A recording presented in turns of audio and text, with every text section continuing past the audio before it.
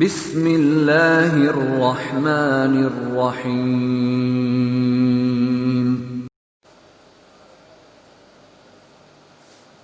بسم اللہ الرحمن الرحیم۔ عزیز طلباء و طالبات، درجہ فوقانیہ بہار اسٹیٹ مدرسہ ایجوکیشن بورڈ پٹنہ کی جانب سے آن لائن کلاس چل رہا ہے، جس میں آپ کے نصاب کے مطابق 29ویں پارے کا ترجمہ پیش کیا جانا ہے۔ آج 29ویں پارے سورہ نوح کے آخری رکوع کا ترجمہ آپ کے سامنے بیان کیا جائے گا۔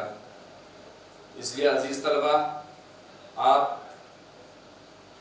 پوری بیدار مغزی کے ساتھ ذہن کو حاضر رکھ کر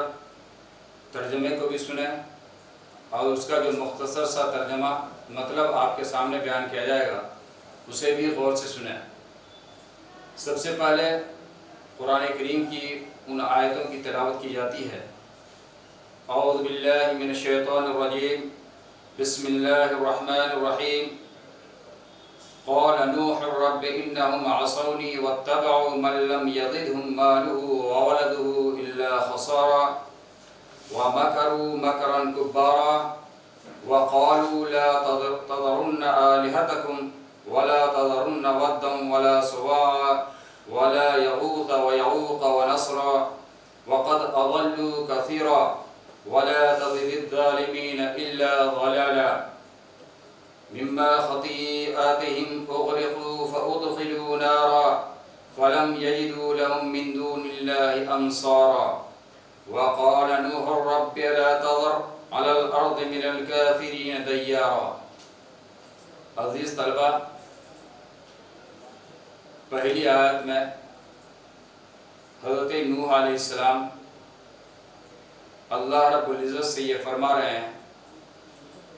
کہ میری قوم نے میری بات نہیں مانی، میری قوم نے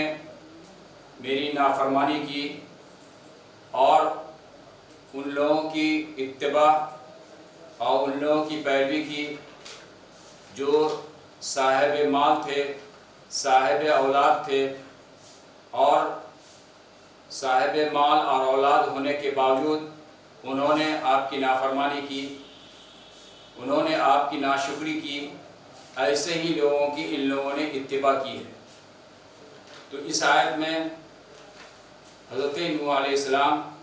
انہی لوگوں کی نافرمانی کا ذکر کر رہے ہیں، اور یہ لوگ جن کی اتباع کر رہے ہیں ان کے بارے میں بیان کیا جا رہا ہے۔ اللہ تبارک تعالیٰ فرماتے ہیں قال نوح رب انہم عصونی، کہ حضرت نوح علیہ السلام نے فرمایا اے میرے رب انہم عصونی، کہ بے شک ان لوگوں نے میری نافرمانی کی، واتبعوا من لم یزدہ مالہ وولدہ الا خسارا، اور ان لوگوں نے اس کی اتباع کی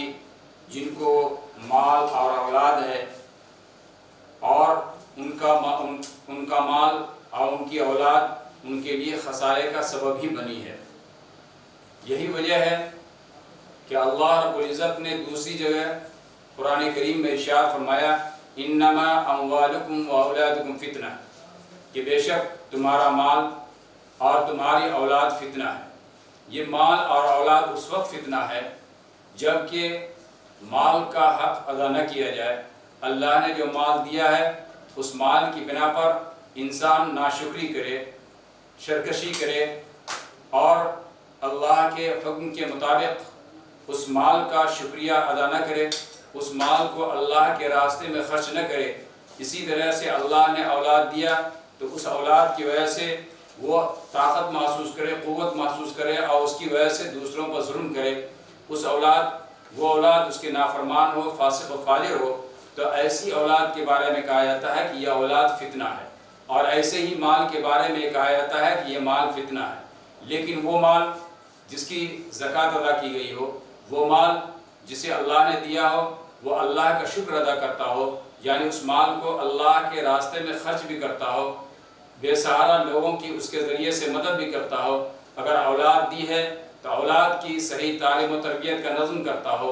اولاد کو نیک اور صالح بناتا ہو، اس کی اولاد نیک اور صالح ہو تو یقیناً وہ اولاد اس کے لیے فتنہ نہیں ہے، اسی طریقے سے مال بھی اس کے لیے فتنہ نہیں ہے۔ تو یہاں جو کہا جا رہا ہے کہ اللہ تبارک تعالیٰ نے ان کو مال دیا تھا،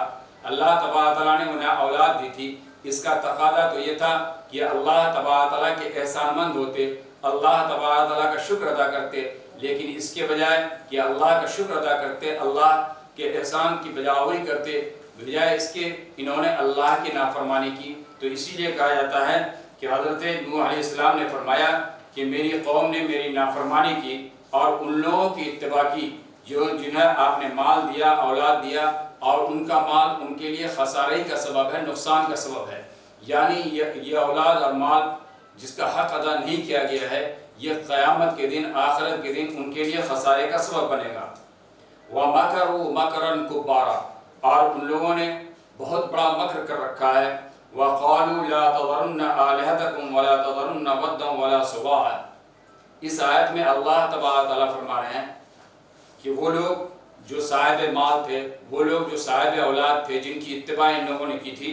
وہ لوگ یہ کہا کرتے تھے اپنے ماننے والوں کو، یہ کہا کرتے تھے لا تذرن آلہتکم، کہ تم لوگ اپنے معبود کو مت چھوڑنا۔ یہ معبودان باطلہ جن کی وہ اتباع کر رہے تھے، ان کے بارے میں یہ صاحب مال اور صاحب اولاد شخص یہ کہا کرتے تھے کہ تم ان کی اتباع کو ہرگز نہ چھوڑنا، انہی کو معبود ماننا، انہی کی پرستش کرنا، انہی کی عبادت کرنا۔ وَلَا تَذَرُنَّ وَدًّا وَلَا سُوَاعًا وَلَا يَغُوثَ وَيَعُوقَ وَنَسْرًا، اور آگے کا اور نہ چھوڑنا ود کو، سوا کو، یغوث کو، یعوق کو اور نصر کو۔ یعنی اس سے اس آیت سے یہ بات سمجھ میں آ رہی ہے کہ نوح علیہ السلام کی قوم بنیادی طور پر بت پرست تھی، چنانچہ ان کے مشہور 5 بت تھے جن کا نام یہاں اس آیت میں ذکر کیا ہے۔ ود یہ بھی بت کا نام ہے، سوا یہ بھی بت کا نام ہے، یغوث یہ بھی بت کا نام ہے، یعوق یہ بھی بت کا نام ہے، اور نصر بھی بت کا نام ہے۔ یہ 5 بت جو نوح علیہ السلام کے قوم میں تھے، جو جس کی وہ لوگ اطاعت کیا کرتے تھے، عبادت کیا کرتے تھے، تو یہ مشہور بت تھے۔ اب ان لوگوں نے یہ کہنا شروع کیا کہ تم ان بتوں کی عبادت کو ہرگز نہ چھوڑنا، وَلَا تَذَرُنَّ وَدًّا، اور تم نہ چھوڑنا ود کو، سوا کو، یغوث کو، یعوق کو اور نصر کو، ان 5 بتوں کو نہ چھوڑنا، یعنی تم ان کی عبادت کرنا۔ اب آگے قرآن کریم میں اللہ تبارک فرما رہے ہیں وَقَدْ أَضَلُّوا كَثِيرًا، اور یہ کہا کر کے انہوں نے بہت ساروں کو گمراہ کیا، خود تو گمراہ ہوئے ہی، خود تو ہلاک ہوئے ہی، انہوں نے دوسروں کو بھی گمراہ کیا۔ وَقَدْ أَضَلُّوا كَثِيرًا، اور بہت سارے لوگوں کو یہ کہا کر کے انہوں نے گمراہ کیا، گمراہی کے راستے پر ڈال دیا۔ وَلَا تَزِدِ الظَّالِمِينَ إِلَّا ضَلَالًا، اور آپ ان ظالموں کے ظلم میں اور ان کی گمراہی میں اضافہ ہی فرما دیجئے۔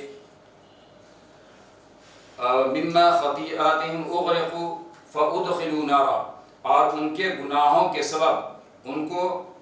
غرق کر دیجئے اور انہیں جہنم میں ڈال دیجئے۔ چنانچہ ہوا یہی کہ حضرت نوح علیہ السلام نے تقریباً 950 سال تک دعوت و تبلیغ کا کام کیا، اور بہت چند افراد کے دوسرے لوگ ایمان نہ لا سکے۔ بعض روایت میں تو یہاں تک کیا ہے کہ 950 سال تک آپ نے دعوت و تبلیغ کا فریضہ انجام دیا، اور صرف 80 افراد ایمان لائے، صرف 80 افراد ان کی اطاعت کرنے والے بنے۔ تو یہ آگے یہ بات کہی جا رہی ہے کہ ان کو ان کے گناہوں کے سبب اور ان کی ضلالت کے سبب وہ غرقو، آپ انہیں غرق کر دیجئے۔ چنانچہ نوح علیہ السلام کی قوم کو کیا کیا گیا؟ جو لوگ نافرمان تھے ان کو غرق کر دیا گیا، پانی میں ڈبو دیا گیا، طوفان آیا اور سارے کے سارے لوگ اس میں ڈوب گئے، بہہ گئے۔ فَأُدْخِلُوا نَارًا، اور دوسرا عذاب یہ دیجئے کہ انہیں جہنم کا عذاب دیجئے، اور اسے جہنم میں اور آگ میں ڈال دیجئے، آگ کا عذاب انہیں دیجئے۔ یہ ادخلوا نارا کہ انہیں آگ میں ڈال دیجئے، اس کے بارے میں مفسرین نے یہ بات لکھی ہے کہ یہ قبر کے عذاب سے متعلق ہے، کہ قبر میں اسے آگ کا عذاب دیجئے۔ اس سے یہ بات ثابت ہوتی ہے کہ قبر کا عذاب برحق ہے اور ثابت ہے، گویا اس بات عذاب قبر یہ ثابت ہوتا ہے اس آیت سے، جو اہل سنت و جماعت کا عقیدہ ہے۔ فَلَمْ يَجِدُوا لَهُم مِّن دُونِ اللَّهِ أَنصَارًا، تو ان لوگوں نے اپنے لیے اللہ کے علاوہ کسی کو حامی اور ناصر اور مددگار نہیں پایا۔ وقال نوح ربی لا تذر علی الارض من الکافرین دیارا. حضرت نوح علیہ السلام چونکہ مسلسل دعوت و تبلیغ کا فریضہ انجام دیتے رہے، اپنی قوم کو اللہ کی اولویت کی جانب، اللہ کی وحدانیت کی جانب بلاتے رہے، لیکن ان لوگوں نے جب بات نہ مانی تو حضرت نوح علیہ السلام نے اللہ سے یہ درخواست کی کہ قال نوح ربی، حضرت نوح علیہ السلام نے فرمایا ربی اے میرے رب، لا تذر علی الارض من الکافرین دیارا، کہ میں پروردگار زمین پر کافروں میں سے ایک بسنے والے کو بھی نہ چھوڑیے، یعنی سارے کے سارے لوگوں کو آپ ہلاک کر دیجئے. آگے انک ان تذرہم، آپ کیوں نہیں چھوڑیے؟ حضرت نوح علیہ السلام نے یہ بد دعا کی، کیوں کی یہ درخواست کیوں کی؟ تو وہ اس وجہ سے کہ انک ان تذرہم یضلوا عبادک، کہ اگر آپ نے ان کو چھوڑ دیا اور ان کی نسل کو چھوڑ دیا، ان لوگوں کو چھوڑ دیا تو یضلوا عبادک، آپ کے جو نیک بندے ہیں، جو آپ کی اطاعت کرنے والے ہیں، آپ کی وحدانیت پر ایمان لانے والے ہیں، آپ کی عبادت کرنے والے ہیں اور آپ کی پرستش کرنے والے ہیں، یہ لوگ ان کو گمراہ کریں گے، اس لیے آپ انہیں بھی ہلاک کر دیے. وَلَا يَلِدُ إِلَّا فَاجِرًا كَفَّارًا، اور ان سے تو بد کردار اور فاجر و فاسق لوگ ہی پیدا ہوں گے، لہذا ان کو ہلاک کر دیے تاکہ فاسق و فاجر لوگ نہ پیدا ہوں اور خود یہ لوگ دوسروں کو راہ راست سے نہ بھٹکا سکیں اور گمراہی میں مبتلا نہ کر سکیں. رب اغفر لی، اس کے بعد حضرت نوح علیہ السلام یہ دعا کر رہے ہیں اپنے رب سے، رب اغفر لی، اے ہمارے پروردگار، اے میرے رب، رب اغفر لی، میری مغفرت فرما، والدی، اور میرے والدین کی مغفرت فرما، ولمن دخل بیتی مومنا، اور جو میرے گھر میں مومن ہو کر کے، ایمان والا ہو کر کے داخل ہو، آپ اسے بھی اس کی بھی مغفرت فرما دیجئے، وللمؤمنین والمؤمنات، اور تمام مومنین مرد اور تمام مومن عورتیں، ان تمام لوگوں کی آپ مغفرت فرما دیجئے، ولا تزد الظالمین الا تبارا، اور آپ ظالموں کی ہلاکت و بربادی کو اور بڑھا دیجئے. یعنی جو ظالم لوگ ہیں، جو لوگ گمراہی پھیلاتے ہیں، جو لوگ شر اور فساد پھیلاتے ہیں، ان لوگوں کو تباہ و برباد کر دیجئے، اور جو مومن لوگ ہیں، جو ایمان والے ہیں، جو آپ کی اطاعت کرنے والے ہیں، آپ کی وحدانیت پہ ایمان لانے والے ہیں، آپ کو معبود مانتے ہیں، ایسے لوگوں کی آپ مغفرت فرما دیجئے. اللہ کے نبی حضرت نوح علیہ السلام یہ دعا کر رہے ہیں تمام مسلمانوں کے، اپنے لیے بھی اور تمام مسلمانوں کے لیے بھی ان کی بخشش اور مغفرت کی دعا فرما رہے ہیں. عزیز طلبہ، آج کا سبق اتنا ہی، باقی آئندہ انشاءاللہ آج کے اس ترجمے میں آپ کو سمجھنے میں کوئی دشواری ہو تو ایسی صورت میں کومنٹس باکس میں اسے ضرور لکھیں، انشاءاللہ اس کا تشفی بخش جواب دیے جانے کی کوشش کی جائے گی.